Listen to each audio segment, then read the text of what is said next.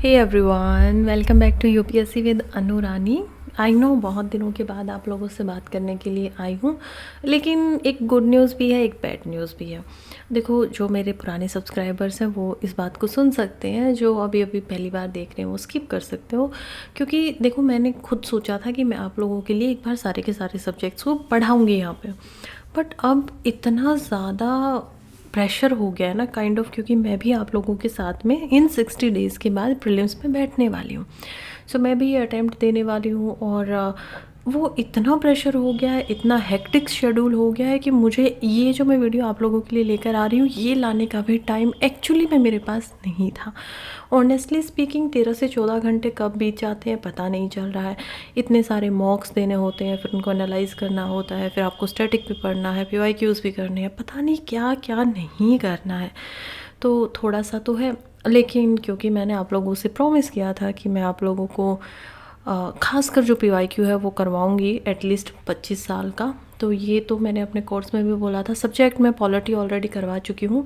I do not think कि इसके बाद हम कोई दूसरे सब्जेक्ट्स को कर पाएंगे। कर भी पाएंगे तो आई गेस वो लंबी वीडियो होगी 5-6 घंटे की, जो किसी एक संडे के ऊपर बैठकर मैं बनाऊँ। एक सब्जेक्ट को शायद पूरा ही उसमें कंप्लीट करवा दूँ, और जो कि ऑलमोस्ट नेक्स्ट टू इम्पॉसिबल है, क्योंकि 60 दिन है हमारे पास और काफ़ी कम संडेज़ जो हैं वो अब हमारे पास बचे हुए हैं। अप्रॉक्सीमेटली 9 या 8 ही मान के चलिए। तो अब इसमें हम 2-2 संडेज़ के ऊपर भी अगर एक एक सब्जेक्ट को कंप्लीट करवाऊँ मैं आपको, तो काफ़ी मुश्किल है अभी सारे सब्जेक्ट्स को कंप्लीट करवा पाना। बट अच्छी बात क्या है? अच्छी बात ये है कि मैं आज आप लोगों के साथ में यहाँ पर PYQ करवाने वाली हूँ, और ये PYQ हम करेंगे 2000 से लेकर 2025 तक के। अब ये जो PYQ मैं करवा रही हूँ ना, ये मेरे खुद के बनाए हुए नोट से मैं करवा रही हूँ आप लोगों को। अगर आपको इसका PDF चाहिएगा तो टेलीग्राम चैनल पे चले जाना, वहाँ से आप लोग इसको बिल्कुल डाउनलोड कर सकते हैं।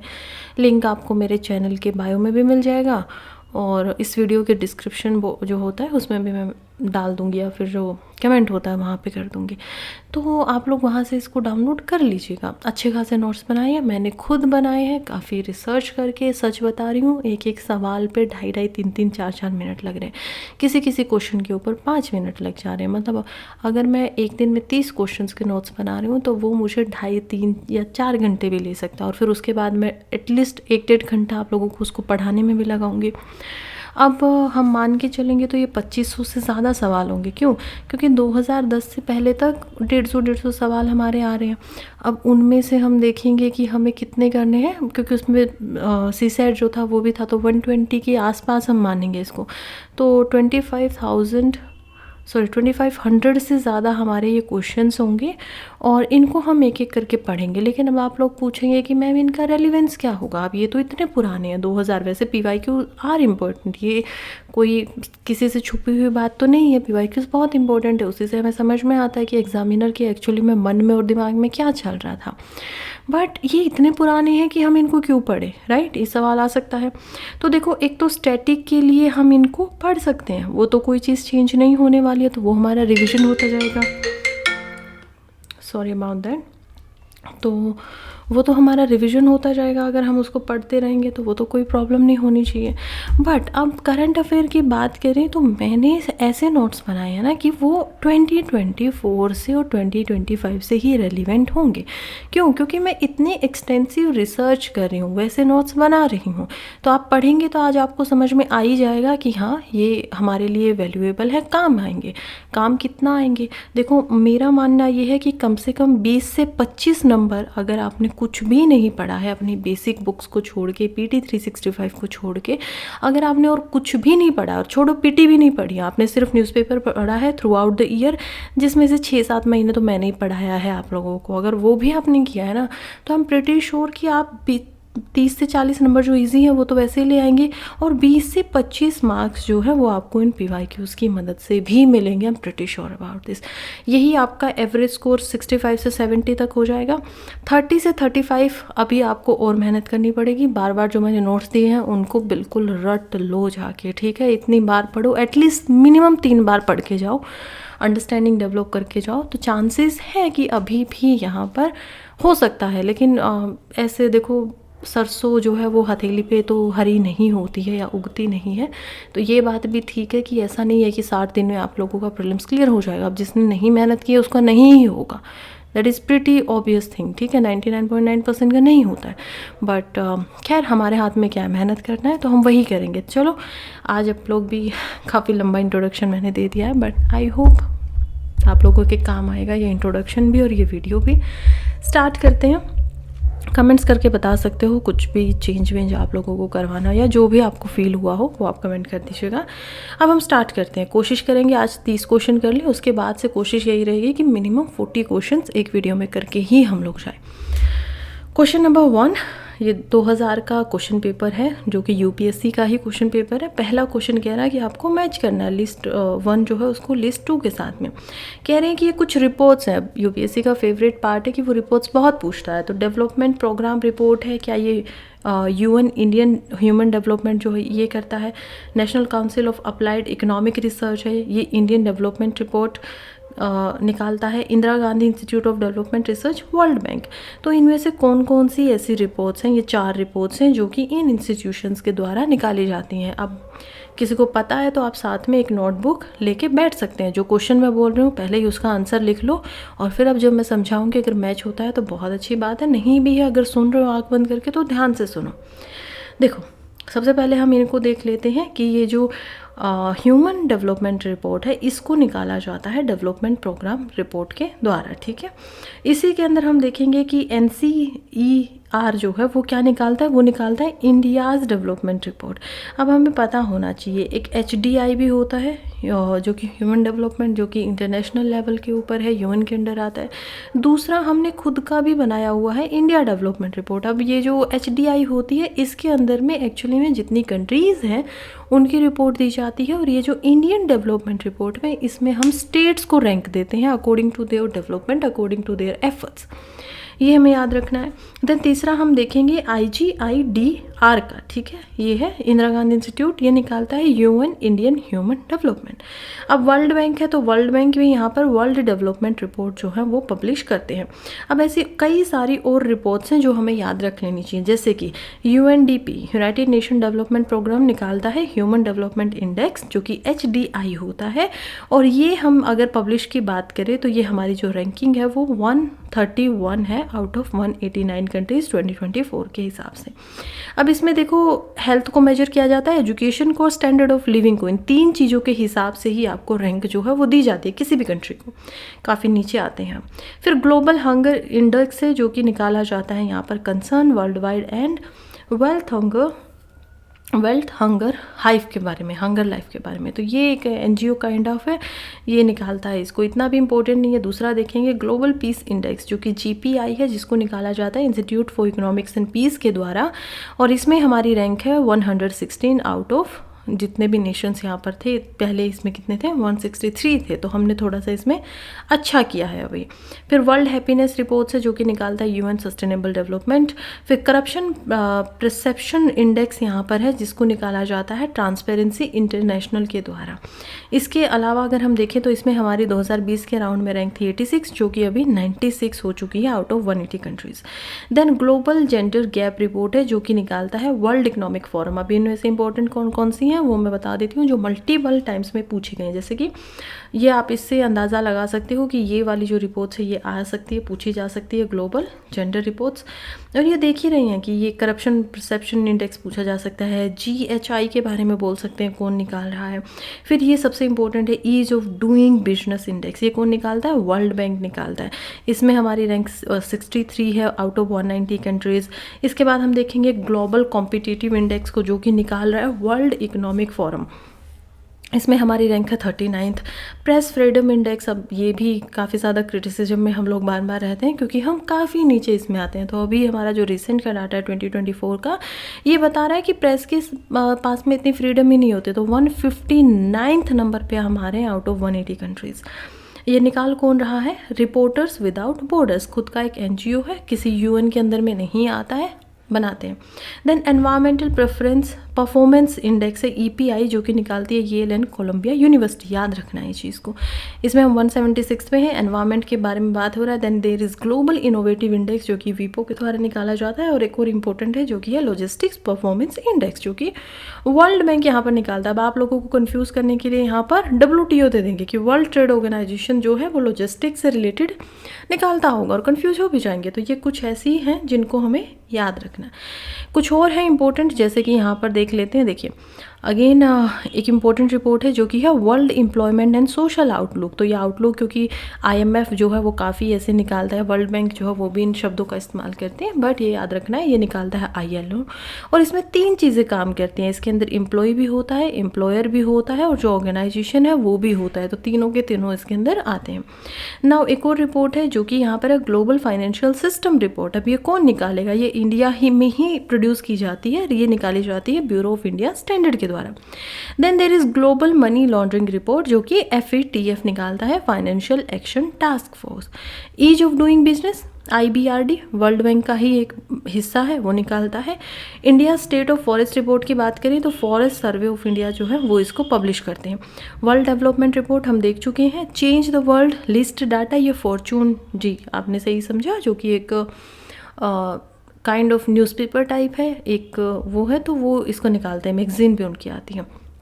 नाउ इसके बाद हम देखेंगे वर्ल्ड, ये हमने देख लिया है। इसके बाद हम देखेंगे ग्लोबल हंगर इंडेक्स रिपोर्ट को, ये हम ऑलरेडी देख चुके हैं कि एक international food policy research institute जो है वो इसको निकालता है। अब ये ध्यान रखना है, वो पॉवर्टी के बारे में था, ये हंगर के बारे में।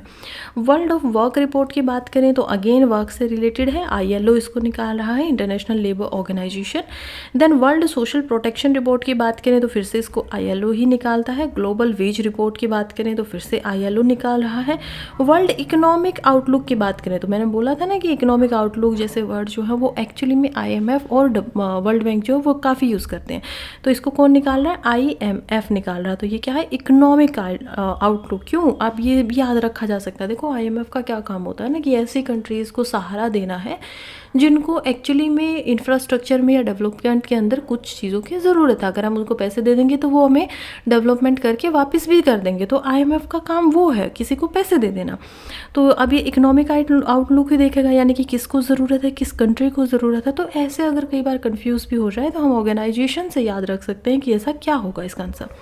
Then there is OPEC Monthly Oil Market Report होती है। OPEC ही कंट्रीज़ जो है वो उसको निकालती हैं, Organisation of the Petroleum Exporting Countries. Then World Oil Outlook is here, again वो क्या है? ऑयल से रिलेटेड है, OPEC कंट्रीज़ जो है वही उसको निकालती हैं। फिर ग्लोबल करप्शन रिपोर्ट, ये हमने देखा, ट्रांसपेरेंसी इंटरनेशनल ये इसको प्रोड्यूस करता है। फिर है levels and trends in child morality report, ये UN की इंटर एजेंसी ग्रुप है वो निकालते हैं। वर्ल्ड इन्वेस्टमेंट रिपोर्ट है जो कि ये याद रखने लायक है, निकाली जाती है UNCTAD यानी कि United Nations Conference on Trade and Development. Then यहाँ पर ग्लोबल एजुकेशन मॉनिटरिंग रिपोर्ट है जो कि यूनेस्को निकालता है, एजुकेशन से रिलेटेड है। और यूनेस्को का मतलब ही क्या है? United Nations Educational Scientific and Cultural Organisation. फिर यहाँ पर स्टेट एंड वर्ल्ड पॉपुलेशन के ऊपर है जो कि है UNFPA, United nation population fund है। रिपोर्ट्स अबाउट काउंटरफीटिंग, पायरेसी, ये सब है। वर्ल्ड ड्रग रिपोर्ट निकालता है UNODC। और देखो एक इम्पोर्टेंट ये भी है वर्ल्ड इंटेलेक्चुअल प्रॉपर्टी रिपोर्ट, ये कौन निकालेगा? ये निकालता है विपो। विपो कौन है? World intellectual property organisation. So ये हमारा क्वेश्चन नंबर 1 यहाँ पर हुआ। थोड़ा इंटेंसिव है, आई नो आप लोगों को लग सकता है कि बहुत फैक्ट है, इतना कैसे याद रखें, लेकिन जब ये रिपीट होंगे ना कंटिन्यूसली, बार बार ऐसे सवाल आएंगे, बार बार रिपीट होगा, तो आपको 10-12 रिपोर्ट्स तो ऑटोमेटिकली याद रह ही जाएंगे। अब वो कैसा भी सवाल आए, कितना भी डिफ़िकल्ट लोगों को लगे कि तो करंट अफेयर बेस्ड क्वेश्चन था, ये तो हमें आता ही नहीं था, वो भी आप इजीली ग्रैप्स कर पाएंगे। सो थोड़ा सा बियर करो, चलो साथ में 5-7 साल के क्वेश्चन पेपर को ख़त्म होने दो, फिर आपको सब इजी लगने लगेगा। क्वेश्चन नंबर 2 देखते हैं। कह रहे हैं इंस्टिल, यानी कि यहाँ पर पहले क्या दिया गया है? गैप दिया गया है, कोई एक ऐसा वर्ड है जो इसमें आएगा। कह रहे हैं instil into the vast millions of workers, man and woman who actually do the job, a sense of partnership and of cooperative performance, यानी कि इनमें से कोई एक ऐसा सिस्टम है जिसकी वजह से जहाँ पर महिला, पुरुष और जो वर्कर्स हैं वो सब एक साथ मिलकर मिलियंस की संख्या में काम करते हैं और उसके साथ उनको एक सेंस ऑफ पार्टनरशिप रहती है, कोऑपरेटिव जो है परफॉर्मेंस वो निकल के आता है। क्या हो सकता है? प्लान्ड डेवलपमेंट हो सकता है, कम्युनिटी डेवलपमेंट हो सकता है, पंचायती राज या फिर इंटीग्रेटेड डेवलपमेंट प्रोग्राम। आंसर आप लोग जल्दी से अपना जो है उस पर लिख लीजिए। अब हम देखते हैं, देखिए सबसे पहले तो आंसर इसमें होगा कम्युनिटी डेवलपमेंट। अब सब कम्युनिटी एक साथ मिलके काम कर रही हैं, लेकिन औरों का क्या आंसर है वो भी हम ज़रा देख लेते हैं। तो देखिए ये जो कम्युनिटी डेवलपमेंट प्रोग्राम है ना, ये एक्चुअली में ये पूरा का पूरा परफॉर्मेंस के बाद भी यहाँ पर आएगा, the involvement of workers both man and woman in cooperative efforts for development which aligns with community development program CDP, जो कि 1952 के अंदर इंडिया में लॉन्च किया गया था। प्लान डेवलपमेंट क्या होता है? प्लान डेवलपमेंट मिल्स की government led economic and social development किया जा रहा है, और वो हमने कैसे किया था? सिस्टमेटिक 5 ईयर प्लान्स को करते हुए, जो कि हमने चाइना से बोरो भी किया था ना। पंचायती राज की बात करें तो पंचायती राज हमें पता है एक डिसेंट्रलाइज गवर्नेंस का सिस्टम है। इंडिया में सबसे पहली बार 1959 में इंट्रोड्यूस किया जाता है। किसके बेस पे किया जाता है? Based on Balwant Rai Mehta committee report. अब ये 73rd कॉन्स्टिट्यूशनल अमेंडमेंट किया गया, उसके बाद 1992 के अंदर हम देखते हैं कि इसको कॉन्स्टिट्यूशनल स्टेटस भी दिया गया, एंड अब हर स्टेट में इसको मानना ही पड़ेगा। 3 टियर सिस्टम है ये, हमें ये भी पता है। इसके बाद हम देखते हैं कि इंटीग्रेटेड डेवलपमेंट प्रोग्राम का क्या मतलब है। इसका मतलब है एक अम्ब्रेला प्रोग्राम, यानी कि जो हमने ऊपर वाले देखे थे उन सब को एक साथ में, कोई भी अम्ब्रेला टर्म का इस्तेमाल ही ऐसा होता है कि बहुत सारी चीज़ों को आपने एक साथ किया और उसको एक ही प्लान के अंदर में रख दिया। तो इसका मतलब ही है होलिस्टिक रूरल डेवलपमेंट करना, वेरियस गवर्नमेंट स्कीम्स को एक साथ इंटीग्रेट करके। ये मल्टी सेक्टरल अप्रोच है हमारी, ये एम्फेसिस करती है सेल्फ सफिशेंसी के ऊपर। पॉवर्टी एलिविएशन ये भी इसका एक टारगेट है। Focus on weaker section including SC, STs, women and small farmers. अब ये कब आया ये भी जरा देख लेते हैं। देखिए इंटीग्रेटेड रूरल डेवलपमेंट प्रोग्राम जो था उसको यहाँ पर लाया गया था 1978-79 में। याद रखने के लायक इसमें कोई पॉइंट नहीं है, जस्ट ये होता क्या है हमें याद रखना है। वही है, रूरल पुअर एरियाज़ में इसका काम करना है। फिर इसके बाद जवाहर रोजगार योजना आएगी 1989 में। उसके बाद महात्मा गांधी मनरेगा जो है रूरल एम्प्लॉयमेंट गारंटी एक्ट 2005 में आएगा, जिसमें राइट टू एम्प्लॉयमेंट के ऊपर ध्यान दिया जाएगा। एंड 2016 में अर्बन मिशन आया। अर्बन ये क्या मतलब है कि इसमें हमें rural as well as urban facilities दोनों को एक साथ में डेवलप करना है, तो ये भी एक इम्पॉर्टेंट चीज़ है। नाउ प्लान्स के बारे में एक बार देख लेते हैं, हो सकता है यहाँ से कोई सवाल आ भी जाए। तो 5 ईयर प्लान्स की बात करें तो 1951 से 2017 तक ये कंटिन्यू रहे थे। इम्पोर्टेंट नहीं है लेकिन जस्ट इन अ केस के लिए हम देख लेते हैं, क्योंकि पोस्ट इंडिपेंडेंस में हमें पढ़ना ही होता है। तो फर्स्ट प्लान देख लेते हैं, इंपॉर्टेंट था, एग्रीकल्चर एंड इरिगेशन से रिलेवेंट ये था कि प्रायोरिटी हमें देनी है फूड सिक्योरिटी के लेकर। फिर अगर हम बात करते हैं सेकंड प्लान की, तो वो बात करता था इंडस्ट्रियलाइजेशन की, कि हमें क्या करना है, heavy industries public sector growth पे ध्यान देना। थर्ड प्लान जो था वो अगेन इंपॉर्टेंट है, self sufficiency and green revolution से लेकर। फिर हम देखेंगे फोर्थ प्लान को, जो कि स्टेबिलिटी वगैरह पे फोकस कर रहा है। इसके बाद सिक्स्थ प्लान था जो कि पॉवर्टी पर जाता है, कि हमें पॉवर्टी को ख़त्म करना है। 1980 से 85 में ही आएगा, और टेक्नोलॉजिकल ग्रोथ जो है उस पर ध्यान देना है। एट्थ प्लान देख लेते हैं, जो कि 1992 से 97 में आता है, और यहाँ पर आता है लिबरलाइजेशन, प्राइवेटाइजेशन एंड ग्लोबलाइजेशन, जिसको LPG रिफॉर्म्स के नाम से भी जाना जाता है। हम नरसिम्हा जो है इसको लेकर आते हैं, एंड अगेन इसी की वजह से हमारी इकोनॉमी को काफ़ी खोला जाता है, और आज हम जो है वो इसको क्रेडिट दिया जा सकता है। 12th प्लान लास्ट हम देखेंगे 2012 से 17 तक रहता है, faster inclusive sustainable growth, skill development वगैरह की बात होती है। देन इसके बाद में इसको बंद करके हम ईयरली अभी काम कर रहे हैं। नीति आयोग को, जो कि पहले प्लानिंग कमीशन था, उसको ही चेंज करके नीति आयोग बना दिया गया, तो इस तरीके से काम चल रहा है। नेक्स्ट क्वेश्चन देखते हैं, कह रहा है the speaker can ask a member of the house to stop speaking and let another member speak. This phenomena is known as. बहुत आसान सवाल है, क्या ये डिक्योरम होगा, क्या क्रॉसिंग द फ्लोर होगा, इंटरप्रिलेशन होगा, यील्डिंग द फ्लोर होगा? क्या आंसर होना चाहिए? ये तो आसान है, आप लोगों को बता देना चाहिए, तो बिल्कुल सही है, यील्डिंग द फ्लोर। अब ये क्या क्या मतलब है इनका, देखो डिकोरम का तो बहुत इंपॉर्टेंट सा और बहुत सरल सा अर्थ हो जाता है, maintaining discipline, order and conduct in the house. Crossing the floor का मतलब होता है when a legislature switches political allegiance by voting against their own party. अब आपने फ्लोर को क्रॉस कर दिया, अब आप यहाँ पे मान लीजिए लेफ्ट पार्टी या जो भी एग्जाम्पल है बीजेपी का कोई आदमी था, यहाँ पे कांग्रेस के आदमी थे, ठीक है।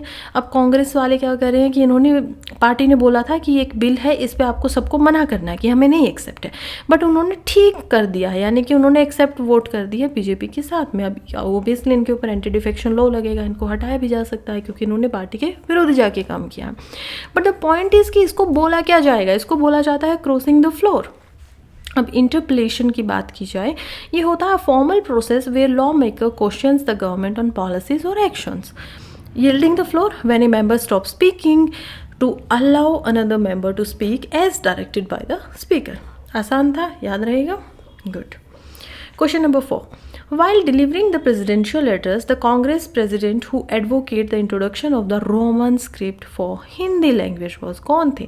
ये हिस्ट्री का है कि जब देखो कांग्रेस का प्रेसिडेंशियल एड्रेस चल रहा था तो कांग्रेस के प्रेसिडेंट थे वो उस टाइम पर, उन्होंने बोला था कि रोमन स्क्रिप्ट जो है हिंदी लैंग्वेज के साथ में इस्तेमाल होनी चाहिए ना। अब ईजिली आप इसको, ज़्यादा आसान तो नहीं है अगर किसी का हिस्ट्री ऑप्शनल नहीं है, बट सोचो महात्मा गांधी क्या वो कांग्रेस के प्रेसिडेंट रहे हैं किसी कांग्रेस सेशन में? इस तरीके से एलिमिनेट करो कुछ को। जवाहरलाल नेहरू के आंसर हो सकते हैं। क्या सुभाष चंद्र बोस प्रेसिडेंट रहे हैं? अगर रहे हैं तो क्या उनको क्रिटिसिज्म मिला है? तो इस तरीके से आप सोचो तो कहीं ना कहीं कुछ ना कुछ आंसर आपको मिलेगा। फिलहाल हम सीधा आंसर पे देखेंगे और देखेंगे कि आंसर जो होगा वो सुभाष चंद्र बोस होना चाहिए। क्यों? क्योंकि देखिए हिंदी को मोर एक्सेसिबल बनाने के लिए और नेशनल इंटीग्रेशन को प्रमोट करने के लिए ये बात बोली गई थी कि हम रोमन स्क्रिप्ट जो, जिसमें ऐसे नहीं लिखा जाता है 1 2 3 काइंड ऑफ, जो इंग्लिश से आया हुआ है, रोम से आया हुआ है, उसको हम यूज़ कर लेते हैं, उसकी हम स्क्रिप्ट को यूज़ करते हैं हिंदी के लिए। बट ये हमने इस आइडिया को कॉन्ट्रोवर्शियल माना था और वाइडली इसको एक्सेप्ट नहीं किया गया था। महात्मा गांधी जो थे वो तो हिंदुस्तानी को एडवोकेट करते थे, उनको तो mix of Hindi and Urdu दोनों चाहिए थी, ये आप लोगों को याद ही रहना चाहिए नेशनल यूनिटी के लिए। अब जवाहरलाल नेहरू की बात करें तो उन्होंने हिंदी को सपोर्ट किया था, बट वो मल्टी लैंग्वेलिज्म के प्रति प्रमोशन चाहते थे। और इसी की वजह से फिर हम देखते हैं कैसे अलग अलग जो लिंग्विस्टिक बेसिस पे स्टेट फॉर्मेशन होता है वो हमें देखने को मिलता है। अब्दुल कलाम आज़ाद की बात करें तो उन्होंने उर्दू को प्रमोट किया था, work for communal harmony in language policy, ये सब उन्होंने देखा था। नाउ बात करते हैं सुभाष चंद्र बोस की, तो देखो उन्होंने ही प्रपोज किया था और वाइडर एक्सेसिबिलिटी के लिए, लेकिन बाद में इसको एक्सेप्ट नहीं किया गया था। Question number 5, consider the following statement about attorney general of India. अब आपको आसान सवाल है, पॉलिटिका बताना है AGI के बारे में। He is appointed by president of India. Yes, it is true. He must have the same qualification as required for the judge of the Supreme Court. ये भी ठीक है। He must be a member of either house of the Parliament. ये तो नहीं है। आपको क्यों होना होगा? AGI का क्या काम होता है? उनको क्यों MP होना चाहिए? बिल्कुल नहीं है, वो कॉन्स्टिट्यूशनल अलग ऑफिस है। आर्टिकल 148 बात करते हैं ना इसके बारे में, so that can't be true. He can be removed by impeachment by the Parliament. अब ये भी नहीं है। चलो इसका आंसर एक बारी देख लेते हैं। तो आंसर क्या होगा? 1 and 2। क्यों होगा 1 and 2? क्योंकि इम्पीचमेंट जो होती है वो कॉन्स्टिट्यूशन में नहीं बताई गई है। कोई फिक्स्ड टेन्योर नहीं है, कोई इम्पीचमेंट का प्रोसेस नहीं है। प्रेसिडेंट ही उनको अपॉइंट करते हैं, प्रेसिडेंट ही उनको हटा सकते हैं अंडर हिज वो जो होती है काइंड ऑफ सील जो होता है उनका, हैंड एंड सील जिसको बोला जाता है, उसके अंडर रेजिग्नेशन भी वो प्रेसिडेंट को ही कर सकते हैं। देखो AG is not required to be an MP, has the right to attend. उनके पास में फिर भी राइट होता है कि वो दोनों हाउसेस को अटेंड कर सकते हैं, स्पीक कर सकते हैं, बोल सकते हैं, प्रोसीडिंग में पार्टिसिपेट कर सकते हैं, but he can not vote. ये बहुत आसान सी बात है। अपॉइंटिंग अथॉरिटी की बात करें तो प्रेसिडेंट ऑफ इंडिया आर्टिकल 76 जो है प्रेसिडेंट के हैं उनके, वो इनको करते हैं। क्वालिफिकेशन की बात करें तो सेम है सुप्रीम कोर्ट के जज की तरह, टेन्योर फिक्स नहीं है। Removal can be removed by president any time. Powers and functions legal adviser to government, represent union in Supreme Court as well in high courts. Right to speak in parliament, yes, but not a member, as well as not a right to have a vote. ठीक है, वो भी इनके पास नहीं होता है। Now next question, along which one of the following meridian did the India experience a first light of the sunrise of the new millennium? देखो हम इसका आंसर मैं आप लोगों से सोच मानना भी नहीं चाहती हूँ क्योंकि करंट अफेयर बेस्ड था, but for our general knowledge के लिए एक बार जान लेते हैं। देखो द मिलीनियम बिगिन जो है वो जनवरी 1, 2000 से शुरू हुआ था। इंडिया का ईस्टर्न मोस्ट जो लैंड है, अब ये आपको याद रखना है क्योंकि ये जो कच्छतल आइलैंड की मैं बात कर रही हूँ निकोबार के अंदर, ये अभी भी न्यूज़ में था। तो ये जो है ये अंडमान निकोबार के आर्किपेलागो के अंदर है। This island lies close to 92 degree 30 minute east longitude, making in the first part of India to experience the first sunrise of the new millennium. Now अगर ये कहाँ पर एक बार देख लेते हैं, देखो ये वर्ल्ड मैप मैंने लगाया हुआ है यहाँ पर, सॉरी वर्ल्ड मैप बोल रही हूँ, मैं कह रही हूँ वर्ल्ड एटलस से मैप मैंने लगाया हुआ है। इसमें हम अंडमान निकोबार को देख पाएंगे। यहाँ पर हम देखेंगे कि कैसे अंडमान और निकोबार को 11 डिग्री नॉर्थ जो है वो क्या करता है, दोनों को एक्चुअली में जो अंडमान है फिर इक्वल अंडमान आ जाता है यहाँ पर, फिर नीचे निकोबार आएगा, तो उनको सेपरेट करता है। नाउ ये कहाँ पर है, निकोबार के अंदर में है। निकोबार के अंदर भी यहाँ पर आप देख पाएंगे बिल्कुल मीडियम में आप इसको देख पाएंगे, कच्छतल इसका नाम है। अगेन दूसरे में आप देखना चाहेंगे तो ये अगेन सेम टू सेम है। यहाँ पर हम ऊपर देखेंगे अंडमान जो है वो अलग अलग पार्ट्स में बटा हुआ है। ऊपर नॉर्थ अंडमान है, then there is middle Andaman, then यहाँ पर हम रिचेज आर्कियोलॉजी को देख पाएंगे। इसी के अंदर हम पोर्ट ब्लेयर जो है साउथ अंडमान के अंदर उसके कैपिटल को देख पाएंगे। यहाँ पर बैरन आइलैंड है जो कि इंडिया का ओनली एंड वन ऐसा आइलैंड है जो कि एक्टिव वॉल्केनो कंटिन्यूसली यहाँ पर हो रहा है, अदरवाइज हम इंडिया में नहीं देख पाते हैं एक्टिव वॉल्केनोज को। तो ज्वालामुखी यहाँ पर बैरन आइलैंड में होती है, ये भी कहाँ पर है, ये हम देखेंगे कैसे, मिडिल अंडमान के पास में हमें दिखाई देता है। फिर यहाँ पर इसके आसपास में अंडमान सी है, देन जो ये लिटिल अंडमान आएगा नीचे, साउथ अंडमान के नीचे आता है, जो ऊपर क्या है नॉर्थ मिडल साउथ, फिर आता है लिटिल अंडमान। अब इनके बीच में आता है डंकन पैसेज, तो डंकन पैसेज इनके बीच में है जो कि इनको डिवाइड करता है। देन 10 डिग्री चैनल हम देखेंगे जो कि लिटिल अंडमान को डिवाइड करता है निकोबार से। और निकोबार में जब हम आएंगे तो निकोबार के अंदर देख पाएंगे कि निकोबार शुरुआत में कार निकोबार आएगा, देन उनके बाद में हम यहाँ पर अलग जो निकोबार से उनको देख पाएंगे। फिर सोम्ब्रेरो चैनल जो है वो डिवाइड करेगा लिटिल निकोबार, ग्रेटर निकोबार जो कि एक साथ आएंगे। फिर इसके नीचे ग्रेट चैनल आएगा और जो यहाँ पर एक कच्छतल आइलैंड है वो यहाँ पर हमें दिखाई देगा। आई होप आप लोगों को मज़ा आ रहा होगा। नेक्स्ट क्वेश्चन करते हैं। The standing committee of the state finance minister recommended in January 2000 uniform rates across the states in respect of, तो ये क्या क्या हुआ था अब ये भी आप लोगों को नहीं पता होना चाहिए। सो मैं पहले ही बता देती हूँ कि 2000 में सेल्स टैक्स था, लेकिन ये सेल्स टैक्स क्या है उसको थोड़ा सा देखते हुए आगे बढ़ेंगे। देखो इसको काम यही था कि जो डिस्पैरिटीज़ है टैक्स के रेट्स में अलग अलग स्टेट में उसको हम ख़त्म कर दें, ठीक है, तो ताकि जो टैक्स इविजन है वो लोग कम करेंगे, अब अलग अलग टैक्स उनको नहीं देना, दो बार नहीं भरना पड़ेगा। सो सेल्स टैक्स की बात करें तो एक ऐसा टैक्स है जो कि sale of goods and services के ऊपर बाय स्टेट गवर्नमेंट ये लगाया जाता था। इशू इसका क्या था 2000 से पहले कि डिफरेंट स्टेट है different sales tax, leading to tax evasions and revenue losses. 2000 में एक रिफॉर्म को प्रपोज किया गया जिसमें यूनिफॉर्म सेल टैक्स की बात की गई। अब टैक्सेशन टू वैट बना 2005 के अंदर में। वैट जो था उसका क्या मतलब था कि सेल्स टैक्स को हम हटा देंगे और जो ये कास्केडिंग इफेक्ट्स है उसको भी खत्म कर देंगे, value to tax.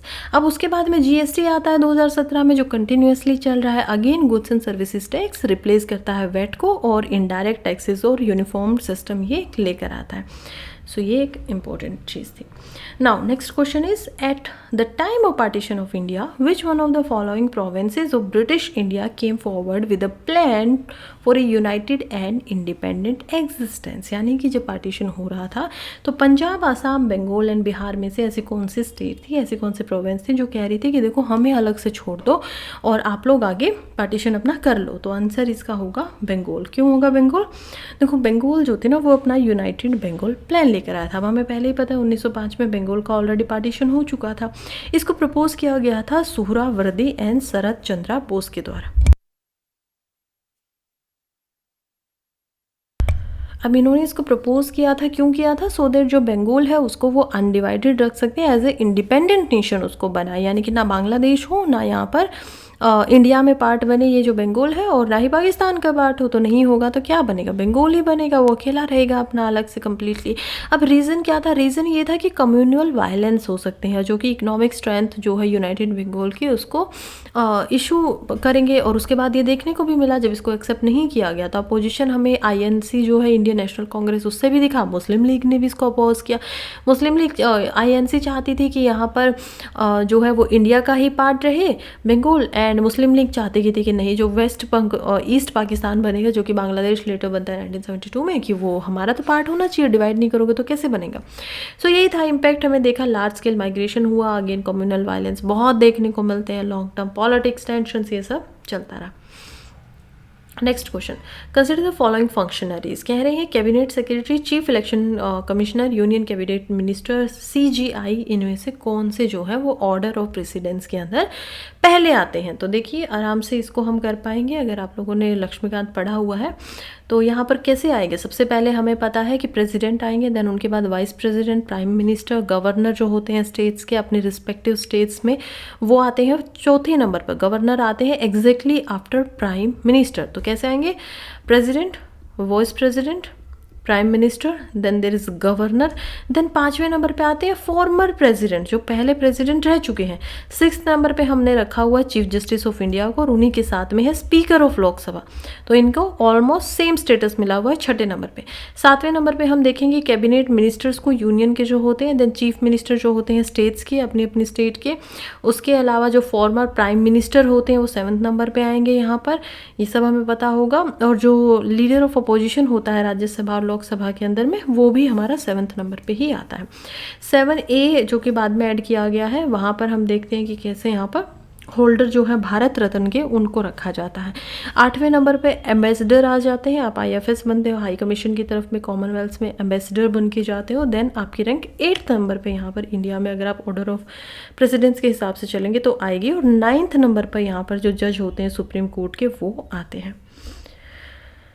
Next, the primary function of finance commission in India is to, क्या काम होता है फाइनेंस कमीशन का इंडिया में, और वो भी प्राइमरी फंक्शन की बात कर रहा है। देखो यहाँ पर अलग अलग शब्दों को पकड़ना है क्वेश्चन करते टाइम। प्राइमरी फंक्शंस पूछ रहा है, फंक्शंस तो और भी होंगे लेकिन इनमें से सबसे बेस्ट आंसर क्या होगा, distribute revenue between centre and state, easy सा आंसर है, यही होगा। एनुअल बजट पता ही है फाइनेंस मिनिस्टर बनाता है, किसके अंदर, मिनिस्ट्री ऑफ जो हमारी मिनिस्टर ऑफ फाइनेंस है उसके अंदर में एक डिपार्टमेंट है इकोनॉमिक्स से रिलेटेड, वो बनाएगा। Advise the president on financial matters, तो ये भी नहीं होगा। And allocate funds to various ministries, ये तो बिल्कुल ही नहीं होगा, तो बजट में हो जाता है। सो आंसर हमारा क्या होगा, ऑप्शन है वेरी इजी। फाइनेंस कमीशन के ऊपर बात कर लेते हैं। देखिए गवर्नमेंट जो इंडिया है उन्होंने 16th फाइनेंस कमीशन अभी बना दिया है जिनके चेयरमैन है doctor Arvind पन्नागरया।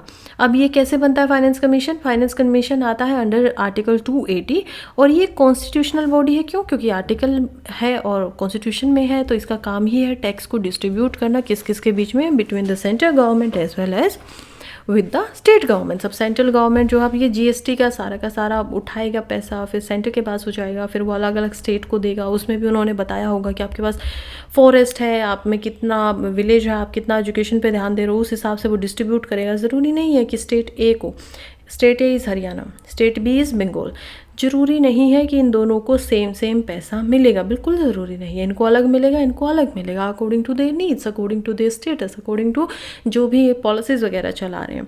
Constitution of commission की बात करें तो ये हर 5 साल के अंदर बनता है। इसको प्रेसिडेंट ऑफ इंडिया जो है वो यहाँ पर बनाते हैं।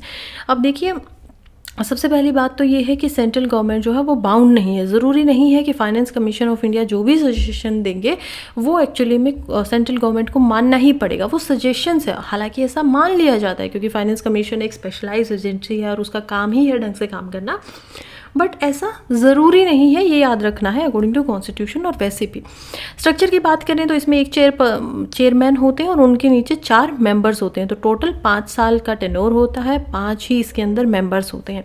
Qualification finance commission provision act 1951 देता है, बहुत इंपॉर्टेंट है, यहीं से आपको फंसाया जाएगा, बोला जाएगा according to constitution their qualifications are, तो ये कॉन्स्टिट्यूशन नहीं बता रहा है, क्वालिफिकेशन यहाँ पर बता रहा है फाइनेंस कमीशंस जो कि 1951 में बन चुका है, बताता है कि चेयरमैन और उनकी अलग अलग की क्या क्या क्वालिफिकेशन होनी चाहिए। अब टर्म्स की बात करें तो देखिए 16th फाइनेंस कमीशन बन चुका है, ये वर्टिकल डेवोल्यूशन भी करता है, हॉरिजॉन्टल डेवोल्यूशन भी करता है कि सेंटर जो है वो किस किस स्टेट को कैसे देगा, और यहाँ पर हॉरिजॉन्टल कैसे होगा कि कैसे जो स्टेट्स हैं वो वेरियस स्टेट में अपना जो शेयर्स है वो कैसे एक दूसरे के साथ में बांटेंगे।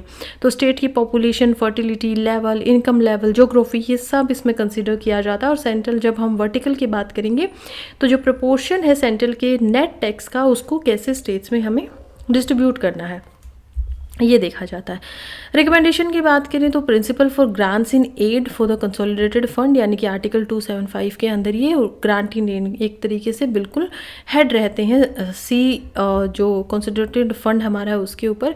Measures to boost state fund for panchayat and municipalities, तो ये भी इनका काम होता है। Review and suggest improvement for disaster financing, किस में आता है ये? डिजास्टर मैनेजमेंट एक्ट 2005 के अंदर। द मोस्ट इम्पॉर्टेंट पॉइंट इसका यही है, यही आपको याद रखना है कि ये भी इसमें आता है। अब इश्यूज़ इसमें दिए गए हैं, जैसे कि फाइनेंस कमीशन जो है वो सेंटर के द्वारा अपॉइंट तो किया जाता है, तो इसी वजह से हो सकता है कि वो इन्फ्लुएंस हो जाए, ये कुछ इशू है। मिसमैच होता है रेवेन्यू का, पावर का, एक्सपेंडिचर का, जैसे कि स्टेट का एक्सपेंडिचर 61% है, वो खर्चा इतना कर रहे हैं बट उनका रेवेन्यू 38% होता है, सो इसी वजह से सेंटर से उनको लेना पड़ता है पैसा।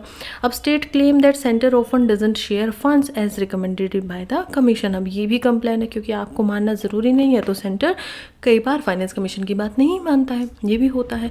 Cess and surcharges about 23% of gross tax जो है वो एक्चुअली में स्टेट के साथ में शेयर किया ही नहीं जाता, तो सेस और सरचार्ज जो कि एक्स्ट्रा लगता है, मान लो एजुकेशन के ऊपर सेस लगा दिया, आपने क्या किया है कि देखो आपने कोई शर्ट खरीदिया जीएसटी में, अब इन्होंने बोला है कि इसका 1% जो होगा वो हम सेस भी लेंगे, क्यों? क्योंकि हमें एजुकेशन में उस पैसे को रखना है। अब सेस के ऊपर सरचार्ज लगता है फिर कि हमें कुछ और लेना है, अब हमें 0.5% इस चीज़ के लिए चाहिए, हेल्थ के लिए चाहिए, तो ऐसे अलग अलग लगते हैं और वो सारा का सारा सेंटर के पास जाता है, और ये 23% होता है टोटल टैक्स जो कलेक्ट हुआ है, और वो एक्चुअली में स्टेट के पास में देना होता ही नहीं है। तो ये भी एक इम्पोर्टेंट और कंट्रोवर्शियल बात है। एनीवे, मेंस की हम तैयारी नहीं कर रहे हैं अभी के लिए, फ़िलहाल हम इसको यहीं पे छोड़ते हैं, नेक्स्ट क्वेश्चन की तरफ बढ़ेंगे।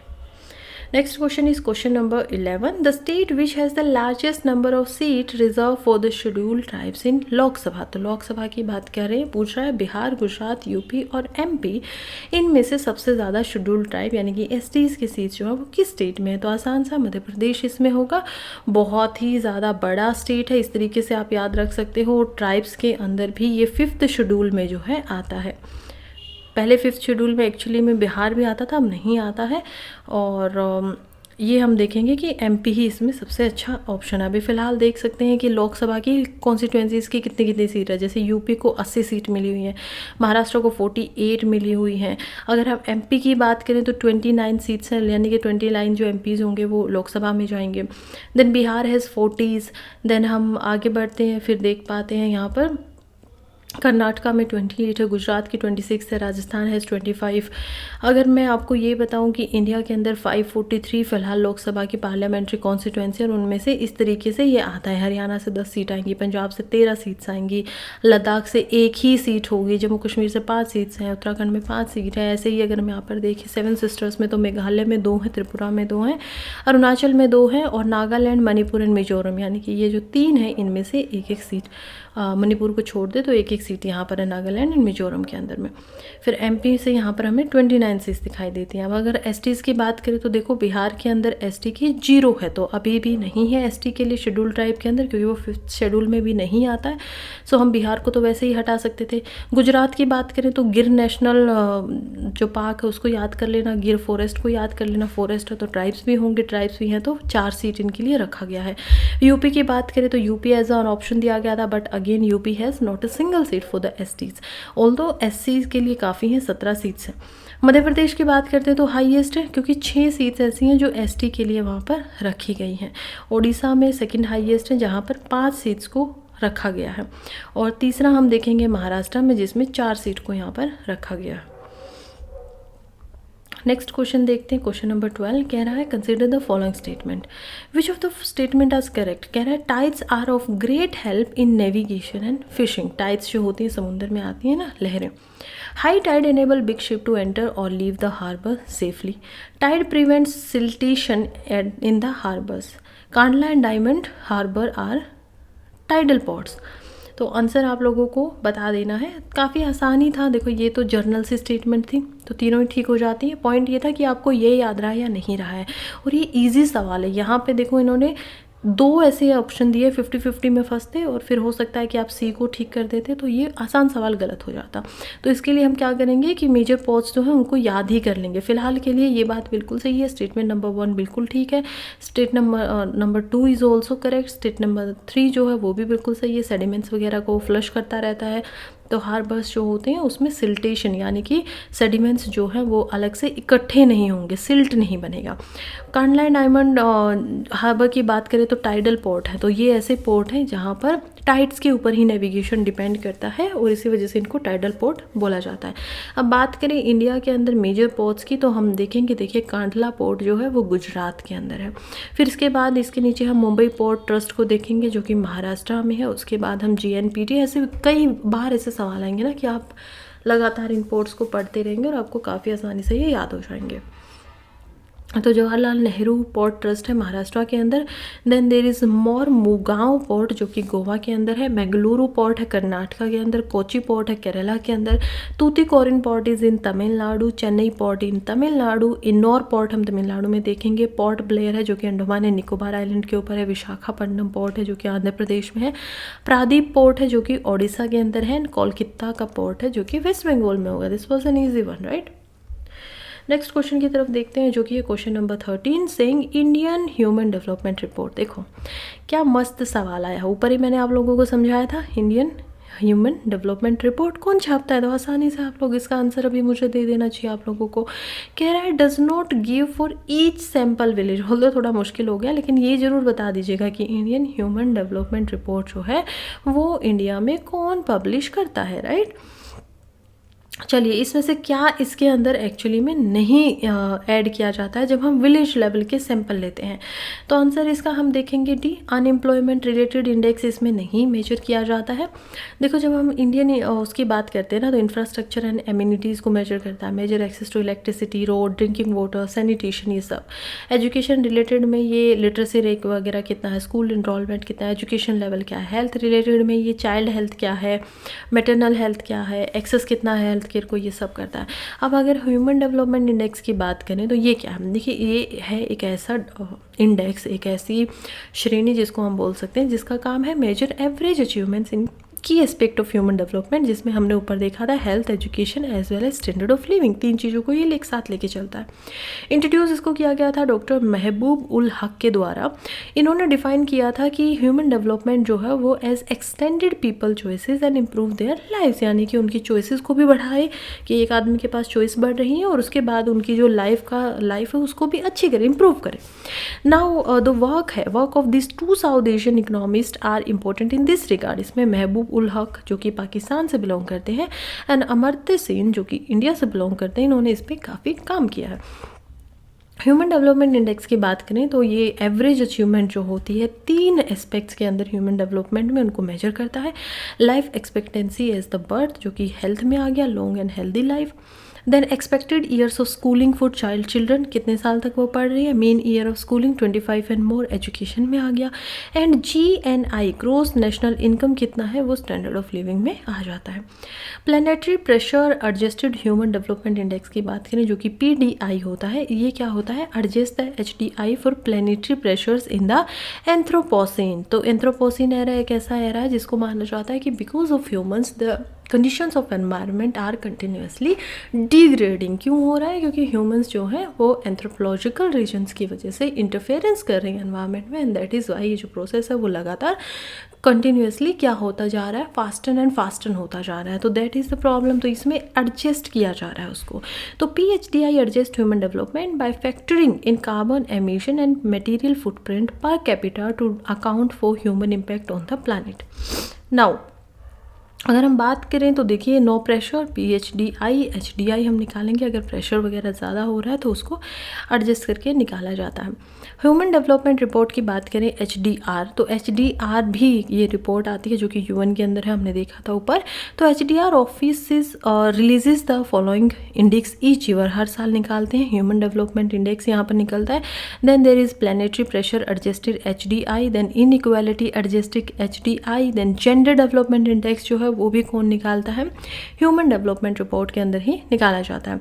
फिर यहाँ पर जेंडर इनइक्वालिटी रिपोर्ट है, जेंडर डेवलपमेंट रिपोर्ट है, और मल्टी डायमेंशनल पॉवर्टी रिपोर्ट है MPI, वो भी यहीं पे निकाला जाता है। और इसको कौन निकालता है, HDI को हमने देखा था UNDP के द्वारा इसको निकाला जाता है। आपको कमेंट करना है, पहले ही क्वेश्चन में मैंने आप लोगों को बताया कि इंडियन ह्यूमन डेवलपमेंट रिपोर्ट कौन पब्लिश करता है, कौन बनाता है, वो आपको मुझे बताना है अभी।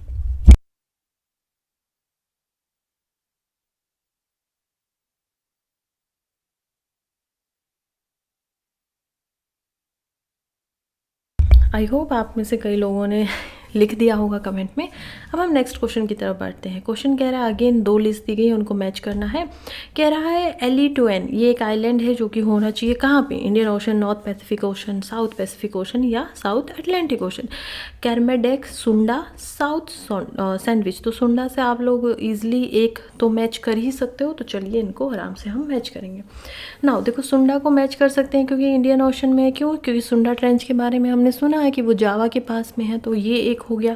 अब 3 का ए होना चाहिए, तो 2 ही ऑप्शन के अंदर है, ये कट जा रहे हैं ऑलरेडी। तो अब हम देखेंगे अदर्स को। तो अदर्स को देख रहे हैं तो सबसे पहले देख लेते हैं LE2N आइलैंड को। लोकेट कहाँ करता है? नियर अलास्का, अलास्का के पास में है, और पार्ट है रिंग ऑफ फायर का। एसोसिएटेड ये है सबडक्शन जोन का, जिसमें सेस्मिक एक्टिविटीज़ काफ़ी होती रहती है। अब रिंग ऑफ फायर है तो वहाँ पे सेस्मिक एक्टिविटीज़ ऑलरेडी होती रहेंगी। Then if we are talking about Kermadec, ये क्या है? ये न्यूजीलैंड के पास में है, known for deep sea diversity and tectonic जो एक्टिविटीज़ होती हैं वो यहाँ पर है। देन सुंडा हमने देख ही लिया है, home to Java trench, responsible for 2004 tsunami. South Sandwich जो है वो साउथ अटलांटिक ओशन में ही पाया जाता है, तो ये कहाँ मिलेगा? North Pacific ocean. क्यों? क्योंकि ये अलास्का का पार्ट है, अलास्का कनाडा का पार्ट है, नहीं कनाडा का नहीं, US का पार्ट है। कनाडा के इधर आप देखेंगे बाउंड्री, वो क्या है? अलास्का, जो कि US का पार्ट है। इसके बाद अगर हम कर्मेडेक की बात करें तो ये साउथ पैसिफिक में आता है। तो अब इसके लोकेशन में देख लेते हैं। देखा मैंने आपको बताया कि ये हमारी क्या है? रिंग ऑफ फायर है। रिंग ऑफ फायर कहाँ से होती है? यहाँ पर बहुत सारे वोल्केनोज जो वो कंटिन्यूसली फूटते रहते हैं, इसलिए इसको रिंग ऑफ फायर बोला जाता है। यहाँ पर आप यूरेशियन प्लेट देखेंगे, इधर हम इंडो ऑस्ट्रेलियन प्लेट को देख पाएंगे, इधर यहाँ पर आप USA को देख पाएंगे, नॉर्थ अमेरिका, यहाँ पर साउथ अमेरिका है, इधर जापान यहाँ पर आ जाता है, चाइना है, ये सब के आसपास में ही है। यहीं पर अगर आप बिल्कुल सेंटर में देखेंगे ना, ये देखिए क्या है, ये नॉर्थ अमेरिका मिलने वाला है रशिया के साथ में, और इन दोनों के बीच में थोड़ा सा नीचे आते हैं यहाँ पर हमें LE2N आइलैंड्स दिखाई देते हैं। इसी के नीचे हमें LE2N ट्रेंच के नाम से भी ये जगह जानी जाती है, तो ये हमें पता हो गया। अब दूसरी चीज़ देखते हैं जो कि है कर्मेडिक ट्रेंच। अब ये कहाँ पर है? ये देखिए न्यूजीलैंड है, यहाँ पे ऑस्ट्रेलिया को हम देखेंगे, न्यूजीलैंड के पास में है कर्मेडिक ट्रेंच, तो ये इससे रिलेटेड है। अब ये एशिया का पार्ट है, ऊपर आप यहाँ पर ये बोर्नियो आइलैंड्स वगैरह को देख पाएंगे, इधर इंडोनेशिया दिखाई दे रहा है। तो यहाँ पर और भी कई सारी चीज़ें हैं, जैसे कि चैलेंजर डीप जो कि काफ़ी गहरा है यहाँ पर, वो हमें यहाँ पर दिखाई देता है। देन गुआम नाम की जगह, सिरीना डीप भी यहीं पर है, मेरीना ट्रेंच भी यहीं पर है। ये ऐसी जगह है ना जो एक्चुअली में अर्थ के ऊपर सबसे डीपेस्ट नेचुरल जो है हम उनको देख पाएंगे, तो ये सारी की सारी एक पास में ही है। Challenger Deep is also there, Mariana trench is also there, Hawaii जो कि US के अंडर में एक आइलैंड है, वो भी हम यहाँ पर ऊपर देख पाएंगे। फिर साउथ सैंडविच आइलैंड की बात करें तो ये साउथ अमेरिका है और यहाँ पर है, तो ये इधर हम देखेंगे इसको अटलांटिक के पास में। देन सुंडा ट्रेंच हमने देखा था, कहाँ पे आता है सुंडा ट्रेंच? तो ये सुंडा ट्रेंच हम देख पाएंगे कि इधर अंडमान सी है ऊपर की तरफ, और यहाँ पर हमें सुमात्रा आइलैंड दिखाई दे रहा है, इधर जावा है, और ये एक्चुअली में कम्प्लीटली सुमात्रा आइलैंड जो है उसके सहारे वाली को सुंडा ट्रेंच बोला जाता है। चलिए जी, next question is Balkan plan. कह रहा है कि ये एक्चुअली में जो बाल्कन प्लान था फॉर फ्रेगमेंटेशन ऑफ इंडिया वो किसने डेवलप किया था? W Churchill, M.A. Jinnah, Lord mountable बोल रही हूँ, माउंटबेटन एंड V.P. मेनन। तो इनमें से कौन ऐसे थे जिन्होंने, जैसे विस्टल चर्चिल हो गए या मोहम्मद अली जिन्ना हो गया, इन्होंने ये जो बाल्कन प्लान है ये इंट्रोड्यूस किया था? हिस्ट्री का क्वेश्चन है, लॉर्ड माउंटबेटन ने ही ये किया था, वही लास्ट हमारे वाइसरॉय जो थे वो हमने देखा था। तो बाल्कन प्लान जो था वो प्रपोज किया गया था by the Lord Mountbatten to allow princely states and provinces to choose their own political future after British withdraw. ये कह रहे हैं कि प्रिंसली स्टेट चाहें तो पाकिस्तान के साथ चली जाएं, चाहें तो इंडिया के साथ चली जाए, और चाहें तो खुद ब खुद इंडिपेंडेंट भी रहें। तो यही है बाल्कन प्लान। अब इसको याद रखने की ट्रिक ये है कि बाल्कन यानी कि बच्चे। तो वो कह रहे हैं कि प्रिंसली स्टेट जो है वो तो हमारे ही बच्चे थे, क्योंकि हम उनको पेंशन देते थे, अलग अलग स्टेट में ऐसे रखा जाता था ना। तो इन बाल्कन के लिए हम क्या है प्लान छोड़ कर जा रहे हैं कि आप लोग अब बड़े हो गए हो, हम जा रहे हैं, हम आपको छोड़ के, तो आप अपने हिसाब से काम कर लेना। इस तरीके से याद इसको रख सकते हैं। This plan threatened India's unity as it could have led to fragmentation into multiple independent state. However VP Menon and Sardar Patel strongly oppose it, leading to the adoption of the Indian Independence Act 1947। अब देखिए propose ये किया गया था Balkan plan, जो कि Lord Mountbatten ने किया था, और गवर्नमेंट ऑफ इंडिया एक्ट 1947 किया था ब्रिटिश पार्लियामेंट के द्वारा। ऑब्जेक्टिव इसका हमें समझ में आ गया कि डिवाइड कर रहा था, और गवर्नमेंट ऑफ इंडिया यानी कि GOI 1947 वाला क्या था कि इंडिपेंडेंस देनी है इंडिया और पाकिस्तान को as a 2 separate dominions. Princely state पे क्या था, बालकान ने उनको कंप्लीट फ्रीडम दी थी कि वो चाहे तो इंडिपेंडेंट रहें, चाहे तो किसी को ज्वाइन कर दें। लेकिन जब गवर्नमेंट ऑफ इंडिया एक्ट आता है 1947 में, वो कहता है कि नहीं, ईदर चूज द पाकिस्तान और stay in the India. Hyderabad ने करने से मना कर दिया था। फिर हमें पता ही है कि हैदराबाद में कैसे पुलिस एक्शन होता है और हम उसको ले लेते हैं अपने अंडर में। Now effect on India's unity, यहाँ से फ्रेगमेंटेशन होता है, यहाँ पे यूनिफाइड इंडिया रहता है। कि सोचो इतने 500 से ज़्यादा प्रिंसली स्टेट थी, रजवाड़े थे, ऐसे कितना छोटे छोटे टुकड़ों में बच जाता है इंडिया कि यहाँ पर ये अपने साथ अकेले रह रहे हैं। तो काफ़ी ऐसे बचकाना सा ही प्लान था बालकन जो था। तो खैर नेक्स्ट क्वेश्चन देते हैं। अब मैंने इतना ट्रिक आपको बताई, आई होप ये आपको याद रहेगा। क्वेश्चन नंबर 16 जो है वो बात कर रहा है कि इनमें से कौन से इंस्टीट्यूशंस और वो कौन से शहर में पाए जाते हैं। तो central institute for higher Tibetan studies, इसमें हम ज़्यादा सोचेंगे नहीं, सीधा इसके आंसर्स को देखेंगे। तो देखिए सेंट्रल इंस्टीट्यूट ऑफ हायर जो तिब्बतन स्टडीज़ है तिब्बत से रिलेटेड, वो वाराणसी में हमें मिलता है। तो वाराणसी वैसे भी इसको देख सकते थे कि तीनों के तीनों शहर जो है वो काफ़ी नीचे हैं, और तिब्बत के सबसे ज़्यादा नज़दीक वाराणसी है, तो वो उस पर लगा सकते थे। Now Indira Gandhi institute for development and research, ये मुंबई के अंदर है। National institute of mental health and neuro science, ये बेंगलोर के अंदर है। अब इसको नेल्सन मंडेला अवार्ड भी मिला है 2024 में ही, 28 जुलाई को as a mental health day के नाम से भी मनाया जाता है। सो इसीलिए ये जो है ये इंपॉर्टेंट हो जाता है, बेंगलोर वाला national institute of mental health and neuro science, ये आपको याद रखना। कहाँ है जी? बेंगलोर के अंदर। Next is central institute of English and foreign language, ये EFLU English and foreign language university के अंदर, ये हैदराबाद में हमें दिखाई देता है। नेक्स्ट क्वेश्चन की तरफ बढ़ते हैं। क्वेश्चन नंबर 17 कह रहा है economic liberalisation in India started with, ऊपर हमने पढ़ा था कौन सा प्लान था, 6th प्लान था। क्या बात कर रहा था? बात कर रहा था 1991 से लेके 88 से 1992 तक का वो प्लान था, और उसमें हमने लिबरलाइजेशन, ग्लोबलाइजेशन एंड प्राइवेटाइजेशन इसको देखा। LPG के नाम से भी इसको जाना जाता है। तो क्या था इसमें, अभी ईजिली आप लोग बता पाएंगे। खैर ये थोड़ा सा कॉम्प्लिकेट करके दिया गया क्वेश्चन सर, क्योंकि नज़दीक का था और करंट अफेयर चल रहा होगा। कह रहे हैं इकोनॉमिक लिबरलाइजेशन इन इंडिया कैसे स्टार्ट हुआ? सब्सटेंशियल चेंज किए गए इंडस्ट्रियल लाइसेंस पॉलिसी के अंदर, कन्वर्टेबिलिटी ऑफ इंडियन रूपी यानी कि इंडियन रूपी को कैसे कन्वर्ट किया जाएगा उसमें बदलाव आए। Doing away the procedural formality of foreign direct investment, तो FDI आज तक भी नहीं किया गया ऐसा कि आप उसको प्रोसीजर को हटा दो उससे। So this can't be answer. Significant reduction in the tax rate, ऐसा कुछ नहीं किया गया था, बस हमने परमिशन दी थी कि आप यहाँ पर आ सकते हैं। तो क्या किया गया था? इंडस्ट्रियल लाइसेंस की जो पॉलिसी था उसमें बदलाव किया गया था। Answer should be A। अब इसको देख लेते हैं। इंडस्ट्रियल लाइसेंस पॉलिसी जो है वो क्या की गई थी, 1991 के अंदर लेकर आई गई थी। अबॉलिश कर दिया गया था लाइसेंसेस को मोस्ट इंडस्ट्रीज़ के लिए, जैसे कि सिर्फ जो स्ट्रेटेजिक सेक्टर्स हैं, डिफेंस, एटॉमिक एनर्जी, उनको छोड़ के अदरवाइज आपको लाइसेंस लेने की ज़रूरत नहीं है। तो इसको लाइसेंस परमिट राज का एंड भी माना जाता है, और प्राइवेट सेक्टर को यहाँ पर ग्रोथ के लिए काइंड ऑफ इनकरेज किया गया था। बात करते हैं फॉरेन डायरेक्ट इन्वेस्टमेंट की, तो ये FDI अलाउड ही हुई है मल्टीपल सेक्टर्स में, ऑटोमेटिक अप्रूवल 1991 से, और इसकी वजह से FDI जो है वो बढ़ गई है। रुपये कन्वर्टेबिलिटी जो पार्शली कन्वर्टेबिलिटी जो है वो 1992-93 में किया गया था, लेकिन स्टार्टिंग हमारी यहीं से होती है। करंट अकाउंट कन्वर्टेबिलिटी 1994 से आता है कि आप अपने पूरे करंट अकाउंट को क्या कर सकते हो, बदल सकते हो, डॉलर करवा सकते हो। मान लीजिए रुपये में आपको कहीं पे जाना है तो you can take dollar from the RBI और बैंक, ये हो सकता है। फिर इसके बाद आगे क्या होता है, रिडक्शन हुआ टैक्स रेट में, ये कब आता है? 1991 के बाद ही हम देखते हैं, ताकि इन्वेस्टमेंट और जो इकोनॉमिक ग्रोथ है उसको बढ़ाया जा सके। डिसइन्वेस्टमेंट एंड प्राइवेटाइजेशन 1991 के बाद ही आता है। फिर ट्रेड पॉलिसी रिफॉर्म्स हम देखेंगे। उसके बाद बैंकिंग एंड फाइनेंशियल रिफॉर्म्स किए जाते हैं 1991 के ऑनवर्ड्स, जिसमें काफ़ी ज़्यादा इम्पोर्टेंट है। नरसिम्हा राव जो है उनका नाम काफ़ी ज़्यादा इसमें आता है, और फादर ऑफ बैंकिंग सेक्टर जो रिफॉर्म्स है उनसे भी उसको जाना जाता है। फिर जीएसटी इम्प्लीमेंटेशन 2017 में आती है, और उसके बाद से कंटिन्यूसली इस प्रकार से चलता रहा है। क्वेश्चन नंबर 18 देखते हैं। कहते हैं the practice of military governorship was first introduce इन, किसने किया था कि मिलिट्री को गवर्न भी किया जा सकता है in the India, by whom? Greek, Sakas, Pratiharas और मुगल्स, कौन ये लेकर आए थे? तो आंसर इसका हम देखेंगे ग्रीक्स, क्योंकि सबसे पुराने भी तो वही है ना। वैसे तो ऑलमोस्ट ये साकाज जो थे और ये थे साथ साथ चल रहे थे, बट मिलिट्री गवर्नरशिप ग्रीक्स यहाँ पर लेकर आते हैं। तो ग्रीक में क्या होता है, इंडो ग्रीक लोग जो थे वो सबसे पहले इंट्रोड्यूस करते हैं मिलिट्री गवर्नरशिप इन इंडिया।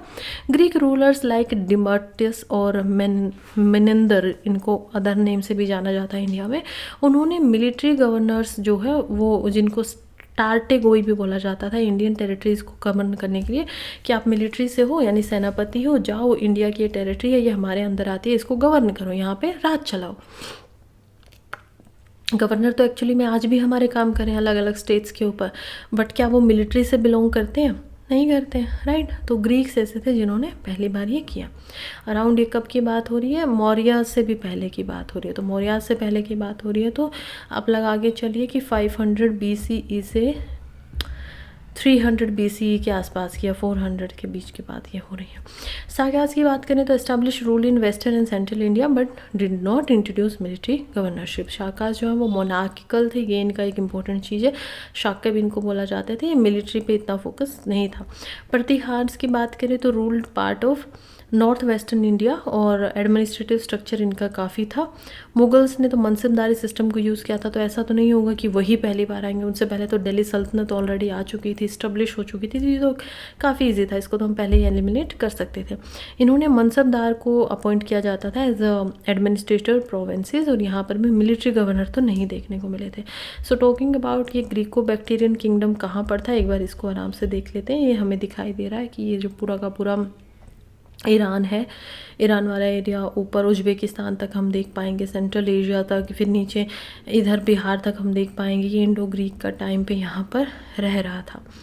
इसके बाद में इसी के साथ में और कौन कौन से थे, यहाँ पर शोंगा एम्पायर भी हमें देखने को मिल रहा है बिहार के एरिया के अंदर में। नीचे अगर हम आएंगे तो प्रस्थिस्थाना जो थे, या फिर जिनको पैठान भी बोला जाता था, वो थे। सतवाना एम्पायर भी इसी टाइम पे था। नीचे चोलाज हैं, पांड्याज जो हैं वो बहुत पुराने हैं, चोलाज एंड पांड्याज, क्योंकि ये कंटिन्यूसली विजयनगर एम्पायर के बाद में, बल्कि जब मॉडर्न आते हैं, मुगल्स आते हैं, तब तक भी ये रहते हैं, तो काफ़ी पुराने हैं। इसके बाद हम देखेंगे इंडो पार्थियन किंगडम को, जो कि थोड़ा कम रह गया। इसमें अफ़गानिस्तान, थोड़ा बहुत ईरान वाला एरिया, ये सब आता है। तक्षशिला, अलेक्जेंड्रिया, ये सब इसमें आता था। इस टाइम पे पांड्यास थे, चोलास थे, अमरावती देख पाएंगे हम। Again Satavahana empire was there, Kanvas, Vidisha, Saketa, Pataliputra as a जो फ्लरिशिंग काइंड ऑफ हम बोल सकते हैं सिटीज़ थी, वो इस टाइम पे थी। मथुरा भी था यहाँ पर। फिर हम देख पाते हैं मुगल्स को, हमें पता है 1526 से 1707 तक इनका बहुत बड़ा एम्पायर काइंड ऑफ रहेगा। तो ये हम देखते हैं, पहले बाबर आएंगे, बाबर यहाँ तक अपने आप को बना पाएंगे, देन उनके बाद हुमायूं आते हैं, उनके बेटे, फिर अकबर आएंगे, वो इतने एरिया पे रहेंगे। एंड देन 1605 के बाद में यहाँ पर हम देख पाएंगे कि और ज़्यादा एक्सपेंशन होगा, ये अकबर के द्वारा किया गया। फिर औरंगजेब आएंगे 1705 तक, ये पूरी टेरिटरी को अपने अंडर में कर लेंगे। फिर उनकी डेथ के बाद में फ्रेगमेंटेशन होना शुरू होगा। सो अलग अलग मुगल एम्परर थे। अब उनको याद रखने की एक ट्रिक है, क्या है देखो, अगर वैसे तो आप याद रखोगे तो बड़ा आसानी से याद रख सकते हो, बचपा समथिंग करके 4-5 तो याद रह जाएंगे। लेकिन अगर आपको लास्ट तक याद रखना है इंपॉर्टेंट को, तो यहाँ पर है एक स्टोरी आप बना सकते हो। बाबर ने कहा हम हुआ यूं कि एक बार जहांगीर जहां औरंगाबाद में बहादुर बन रहे थे, अंदर शहर में अहमद शाह गिर पड़े। कह रहे हैं कि बाबर ने कहा कि हुआ यूं कि एक बार जहांगीर जो थे वो एक्चुअली में औरंगाबाद के अंदर बहादुर बन रहे थे, और उनको देख के अंदर शहर में अहमद शाह गिर पड़े। अब अलार्म लगाकर फिर अकबर सफ़र पर निकले। अलार्म उनको लगा कि मुझे बहुत जल्दी पहुंचना पड़ेगा। तो ये एक काइंड ऑफ एक स्टोरी है, याद कर लो 2-4-5 बार तो फिर याद रह जाएगा। अब बाबर ने कहा, तो बाबर बन गया, ने कहा हुआ यूं यानी कि हुमायूं एक बार जहांगीर, एक बार से अकबर को याद रखिए, जहांगीर तो जहांगीर ही है, जहाँ शाहजहाँ से है, औरंगाबाद औरंगजेब बन जाता है। फिर हम देखेंगे बहादुर बन रहे थे तो बहादुर शाह बन जाएगा बहादुर से। यहाँ पर अंदर शहर में देखेंगे तो अंदर से बन जाएगा जहांदर शाह, शहर में देखेंगे तो इससे बन जाएगा फारुख शियार। अब यहाँ पे एमए से बनेगा मोहम्मद शाह, इनके बाद आएंगे अहमद शाह जो कि गिर पड़े थे।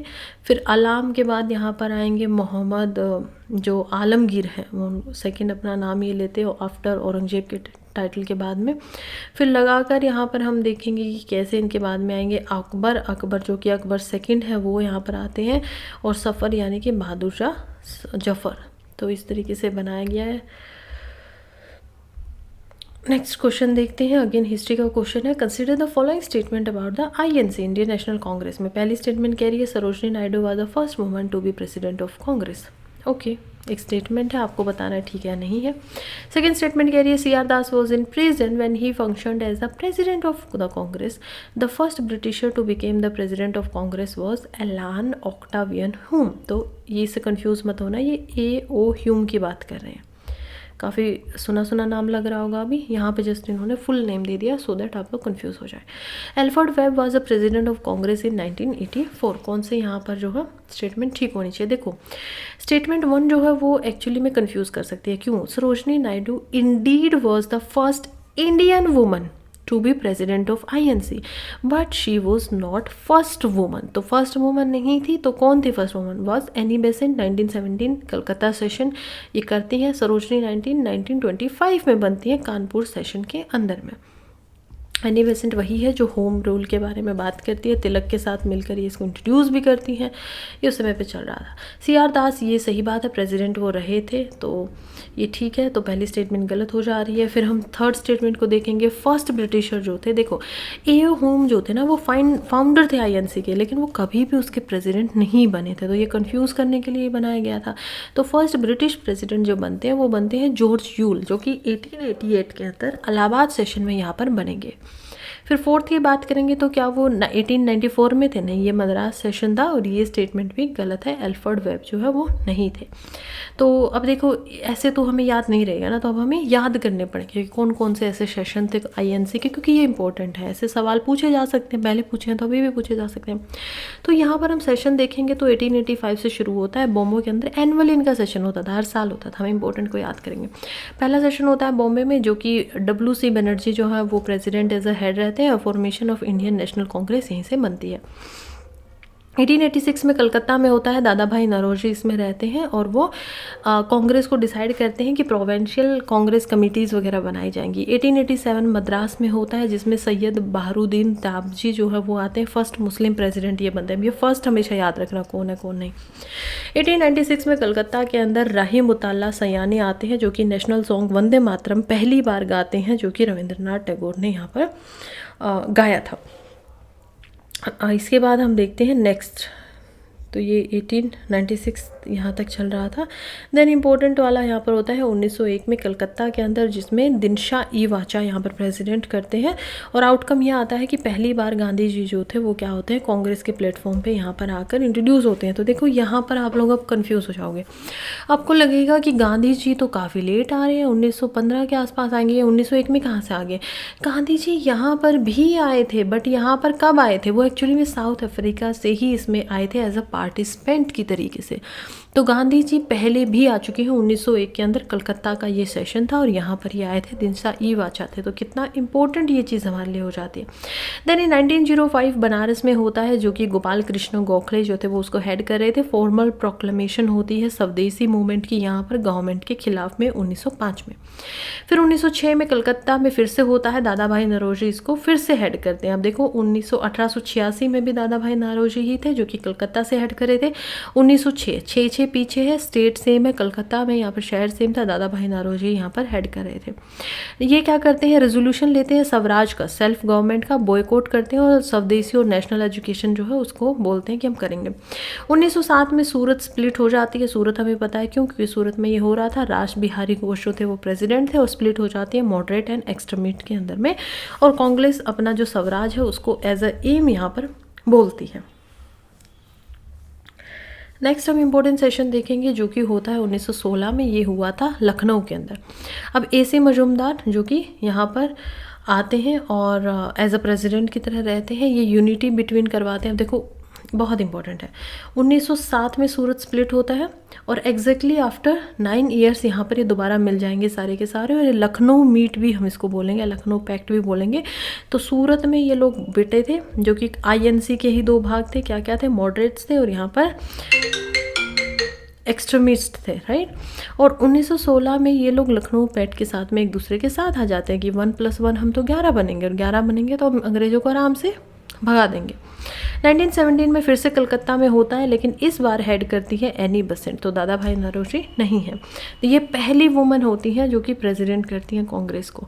1920 का स्पेशल सेशन था जो कलकत्ता में ही होगा, यहाँ पर लाला लाजपत राय जो है वो एज अ प्रेसिडेंट आते हैं। Mahatma Gandhi non cooperation resolution जो है वो यहाँ पर 1920 में पास करवाते हैं। 1924 में बेलागम के अंदर ये होता है और महात्मा गांधी पहला ऐसा सेशन है जो कि प्रेसिडेंट की तरह यहाँ पर करते हैं। तो एक और क्वेश्चन ऊपर आया हुआ था, कौन से ऐसे प्रेसिडेंट है किस टाइम पे हुए थे, तो वहाँ पर भी मैंने आपको बताया था कि हम एलिमिनेट कर सकते हैं कि महात्मा गांधी ने केवल एक ही जो है वो सेशन अटेंड किया, और वो भी कितना अलग सा नाम है, बेलागांव। अब इसको याद रखना कि महात्मा गांधी ने ही बोला था कि पंचायत होनी चाहिए, अपने खुद के गाँव होने चाहिए, गाँव के खुद की फाइनेंस होनी चाहिए। तो वो गाँव में ही जाके, बेलगांव के अंदर ही जाके यहाँ पे क्या कर रहे थे, सेशन उन्होंने किया था एज अ प्रेसिडेंट। फिर 1925 में कानपुर के अंदर सेशन होता है जो कि सरोजनी नायडू हेड करती हैं, वो फर्स्ट इंडियन वुमन प्रेसिडेंट बनती है। 1929 के अंदर लाहौर में सेशन होता है, जवाहरलाल नेहरू करते हैं और पूर्ण स्वराज का रेजोल्यूशन यहाँ पर पास करते हैं। तो लाहौर सेशन एक्चुअली में जलियांवाला बाग जब हो गया था तो उसके रिस्पॉन्स में भी किया गया था।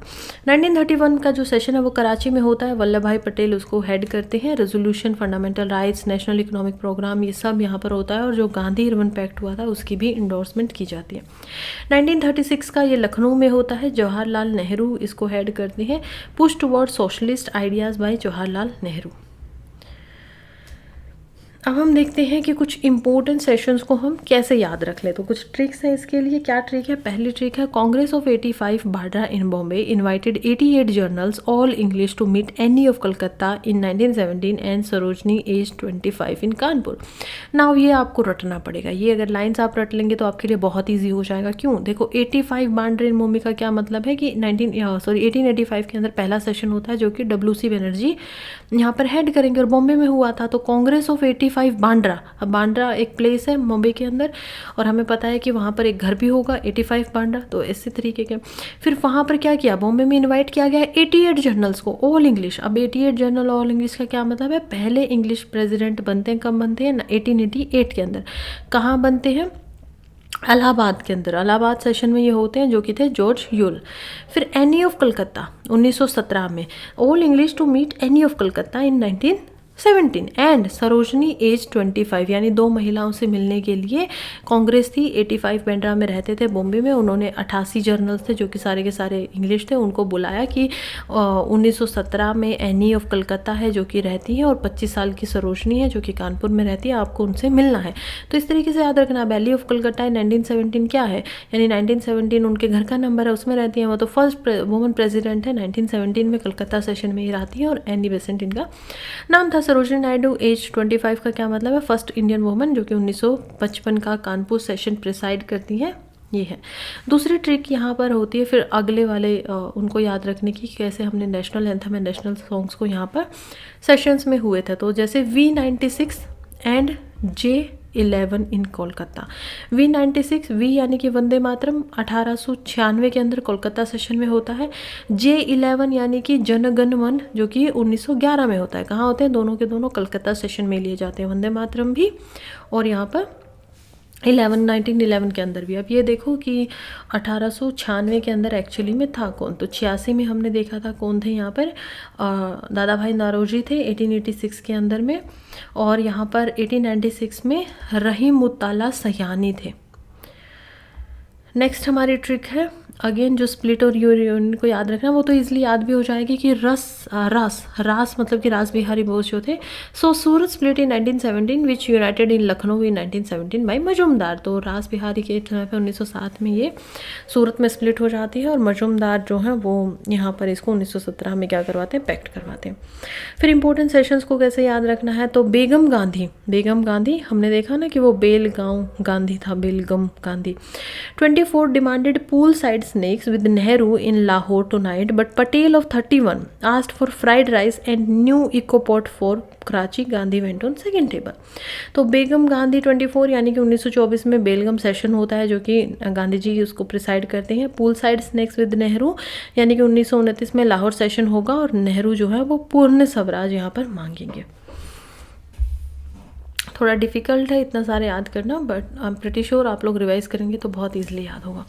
1885 फॉर्मेशन ऑफ आईएनसी होगी। फाउंडेड किसने किया था, एओ होम, और बॉम्बे के अंदर होता है डब्ल्यूसी बनर्जी जो थे वो पहले प्रेसिडेंट बनेंगे। 1886 सेकेंड सेशन होगा, कलकत्ता में हुआ, Dadabhai Naoroji. 1907 Surat split, division between moderates and extremists. ये वो वाले हैं जो आपको याद करने ही पड़ेंगे, अगर ये सब भी भूल गए तो कोई बात नहीं, ये तो पक्का याद करना। 1916 लखनऊ पैट होता है, अग्रीमेंट बिटवीन आईएनसी और मुस्लिम लीग सेल्फ गवर्नमेंट के लिए। 1919 जलियांवाला बाग मैसेकार होगा, जिसकी वजह से नेशन वाइड प्रोटेस्ट होंगे, आईएनसी अपोज करेगा रोलेक्ट एक्ट को। 1920 में नॉन कॉपरेशन मूवमेंट, इसी की वजह से यहाँ पर क्या कर दिया जाएगा, स्टार्ट कर दिया जाएगा, लेड बाय गांधी। आईएनसी जो है बॉयकॉट करेगा ब्रिटिश इंस्टीट्यूशन को। शायद मैंने गलती से यहाँ पर जो लाहौर सेशन था वहाँ पर ये रहा 1929 में बोल दिया था कि जलियांवाला। यहाँ पर क्या हुआ था, यहाँ पर साइमन जो एक्ट आता है उसकी वजह से लाला लाजपत राय की डेथ हो गई थी, तो उनकी डेथ की वजह से ये वहाँ पर किया गया था। 1930 की बात करेंगे, civil disobedience movement, salt march इससे स्टार्ट होता है, डांडी मार्च जो कि गांधी जी उसको लेकर चलेंगे। 1931 में कराची सेशन होता है 1931 में, जिसमें जो फंडामेंटल राइट्स हैं उनको ऊपर रेजोल्यूशन को एक्सेप्ट कर लिया जाता है। तो फंडामेंटल राइट ऐसा नहीं है कि हमने 1935 के एक्ट से या बाद में हम कहीं से लेकर आए हैं, फंडामेंटल राइट्स के ऊपर पहले ही हमारे यहाँ पर ऑलरेडी आ चुका था। 1942 की बात करें तो क्विट इंडिया मूवमेंट आता है, जो कि आईएनसी जो है लॉन्च करता है, ब्रिटिश विड्रॉल कर लेते हैं। 1947 में इंडियन इंडिपेंडेंस एक्ट आएगा एंड 1950s में इंडिया बिकेम रिपब्लिक, तो आईएनसी बिकेम डोमिनेंट पार्टी इन पोस्ट इंडिपेंडेंस इंडिया। चलिए एक और सवाल करते हैं और फिर उसके बाद में थोड़ा स्पीड से क्वेश्चंस क्या करेंगे। पहली वीडियो थी, पहले में मैंने काफ़ी कुछ इंट्रोडक्शन आप लोगों को दे दिया। एनीवे क्वेश्चन नंबर 20 जो है वो कह रहा है कि आपको कुछ ड्रेनेज बेसिन यहाँ पर दिए गए हैं अलग अलग रिवर्स की ABCD, आपको बताना है कि इनमें से मैप टाइप दे पे कौन कौन सी नदी का है। तो गंगा, ब्रह्मपुत्र, इंडस, प्राणा, जाम्बेजी, इस तरीके से दिया गया है। अगर हम देखेंगे तो देख पाएंगे कि ए जो है वो मैच करता है गंगा ब्रह्मपुत्रा से, तो इंडिया बांग्लादेश के अंदर ये है मेजर रिवर सिस्टम है साउथ एशिया का, और ये हमें पता ही है। फिर इंडस, ये जो बी वाला इस तरीके से हम इंडस को देख पाएंगे बेसिन को, जो कि इंडिया और पाकिस्तान के बीच में, तो कैसे है देख लीजिए। पहले ये इंडस सिस्टम है, ये मैप को देख लीजिए, तो मैप ऐसे ही थोड़ा सा बना हुआ है, ऑल्दो इन्होंने सीधा कर दिया तो हमें समझ में नहीं आ रहा, बट आप ये देखिए जैसे यहाँ पर ये निकला हुआ है वैसे ये यहाँ पर इंडस में निकला हुआ है, और इसी प्रकार से ये भी बना हुआ है काइंड ऑफ सेम से। फिर तीसरा हम देखेंगे यहाँ पर सी को, जो कि है प्राना रिवर, ये साउथ अमेरिका के ब्राज़ील में हमें दिखाई देती है, तो ये अगेन उन्होंने ऐसा कर दिया, so this is Parana river in Brazil. फिर हम जाम्बेजी को देखेंगे जो कि अफ्रीका के अंदर है, अंगोला के अंदर में, तो ये इसका बेसिन है, तो ये भी हम देखेंगे डी नंबर इज़ करेक्ट। मतलब काइंड ऑफ इन्होंने उल्टा पुल्टा कर दिया है बेसिन को, वैसे भी याद रखना काफ़ी मुश्किल है, बट हो सकता है कि उस टाइम पे करंट अफेयर में काफ़ी चल रहा हो, बट द पॉइंट इज़ हमारे लिए मैपिंग के लिए इंपॉर्टेंट है। तो फोर्थ लॉन्गेस्ट रिवर है ये अफ्रीका के अंदर, जाम्बेजी रिवर, जो कि विक्टोरिया फॉल्स जो है उसके लिए काफ़ी फेमस है। पराना की बात करें तो सेकेंड लॉन्गेस्ट रिवर है साउथ अमेरिका में, और एग्रीकल्चर एंड हाइड्रोइलेक्ट्रिक जो पावर है उसके लिए काफ़ी फेमस है। इंडस की बात करें तो तिब्बत से ये ओरिजिनेट होती है, पाकिस्तान इंडिया यहाँ से फ्लो करती है, ट्रिब्यूटरीज हैं इसकी झेलम, चेनाब, रावी, ब्यास, सतलुज। इनको याद रखने का इजी सा एक एक्रोनियम है सर CGI, यानी कि सर, सतलुज, रावी, यहाँ पर आप चेनाब को देखेंगे, झेलम को देखेंगे, इंडस को देखेंगे, ये यहाँ पर इनका वो एक्रोनियम है, जो कि कैसे है साउथ टू नॉर्थ है, कि साउथ में सबसे नीचे सतलुज आएगी और सबसे ऊपर इंडस आएगी। खैर यहीं पे आज इसको ख़त्म कर दे रहे हैं, कल फिर से मिलते हैं, और होपफुली आप लोगों को अच्छा लगा होगा, बता देना जैसा भी लगे। Tata, bye bye, all the best.